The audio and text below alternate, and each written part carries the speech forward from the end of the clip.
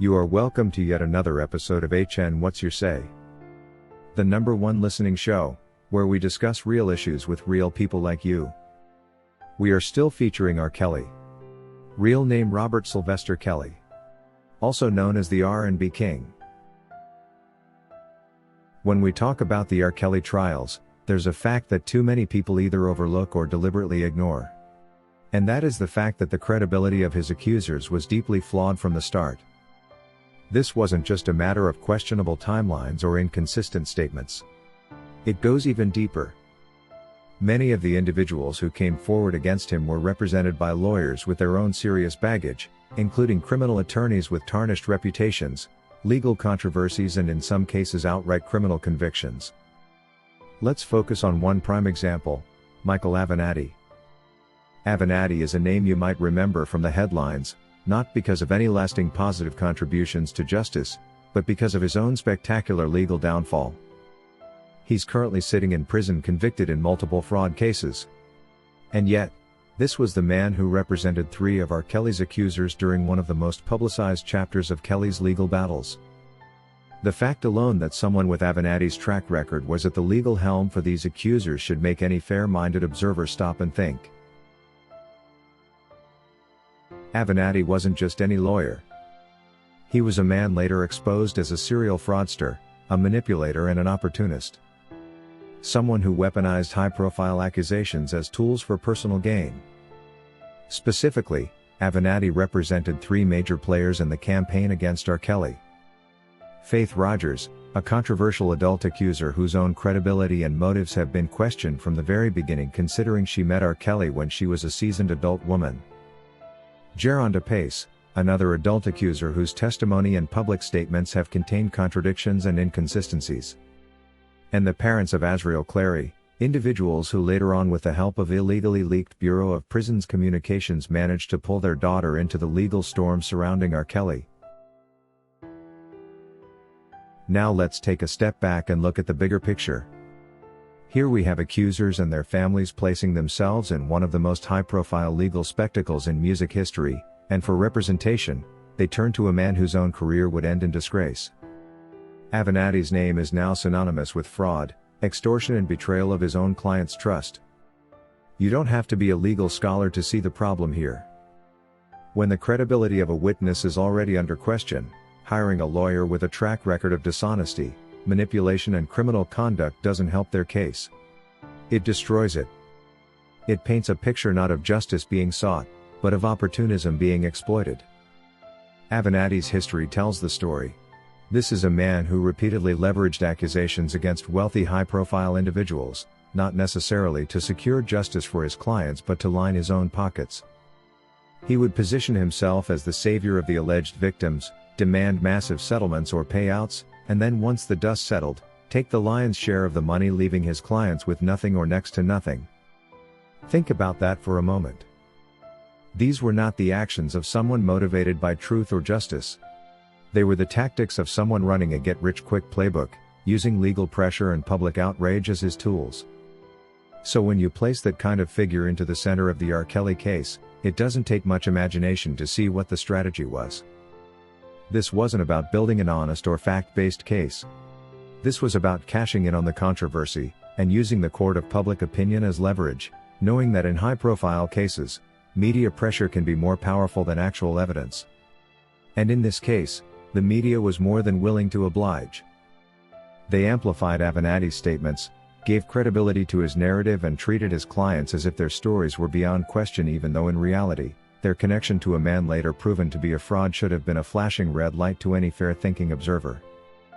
Let's look more closely at the 3 sets of clients Avenatti represented in this saga.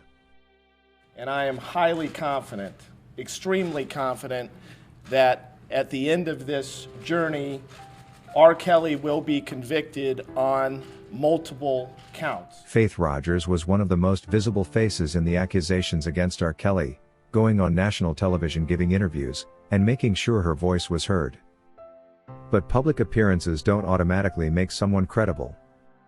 Her story has had shifting details, inconsistencies and questionable motives. And with Avenatti behind her, You have to ask, was her legal representation pushing for justice or pushing for a payday? Geronda Pace is also another accuser whose claims have drawn a ton of scrutiny. Her timeline of events, her prior interactions with Kelly, and her own personal history have all been points of contention.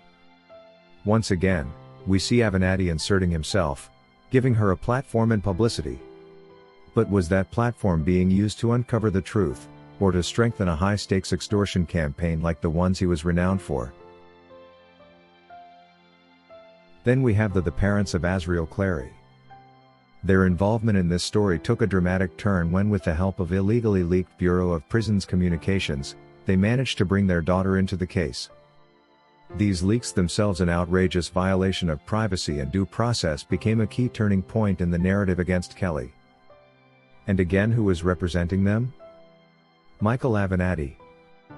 A man who had every incentive to stir the pot, escalate the drama, and use it to squeeze the most financial leverage possible out of the situation. This is why from the start, the credibility of many of these accusers was compromised. When you see that the legal representation behind them is not just questionable but criminally corrupt and fraud-oriented, it changes the entire framing of the case. It becomes harder and harder to view this as a purely legal process. Instead, it looks like a coordinated campaign. A business model aimed at draining as much money, reputation and legacy from R. Kelly as possible. Avenatti's own downfall is poetic justice in some ways. His win at all costs and tactics eventually caught up with him. The very schemes he used to try to take down other high-profile figures ended up being his undoing. And now, in whichever prison he's currently serving his sentence, it's hard not to imagine that he has at least some regret about targeting R. Kelly as part of his hustle. Because in the end, what did he achieve? He didn't secure anything for himself like he always did. He didn't build an airtight legal case that stood purely on the strength of evidence. Instead, he built media narratives, played to public outrage, and tried to force settlements. That's not justice. That's extortion in a suit and tie. And let's not forget, when a lawyer is caught committing fraud, lying and stealing from their own clients, it's not just their own credibility that collapses. It's also the credibility of everyone they represented. If Avenatti could lie to the public about his own actions, why should anyone assume that the cases he pushed forward were built on a foundation of truth? This is why his involvement in the R. Kelly's case matters so much. It's not just a footnote. It's a central piece of the puzzle that reveals the motives, the methods, and the real agenda behind much of the legal assault on Kelly. The truth is, R. Kelly's legal troubles were not driven purely by righteous outrage or clear-cut evidence. They were fueled by a media frenzy, opportunistic lawyers, and accusers whose credibility was shaky from the beginning. And when the legal team representing those accusers is led by someone like Michael Avenatti, a man now convicted of multiple crimes, it raises serious doubts about whether justice was ever the goal at all. This is why so many of us continue to question the fairness of these trials. It's why we dig deeper into the players involved. And it's why the story of Michael Avenatti's role in representing Faith Rogers, Geronda Pace, and the parents of Azriel Clary is more than just an interesting side note. It's evidence of a larger strategy. A calculated effort to turn accusations into profit no matter the cost. As Avenatti sits behind bars, perhaps reflecting on the empire of lies and manipulation he built, we're left with a clearer picture of the R. Kelly case. A picture where the motives of key players are no longer hidden. A picture where the goal was never about justice but money. That is all we had for you today on HN What's Your Say? To keep updated whenever we post a new video, subscribe to this channel now. Also remember to hit the bell icon and enable notifications. And feel free to share your opinions with us in the comment section below, and let us know if you would like us to publish your views in our next release. We value all our subscribers' opinions.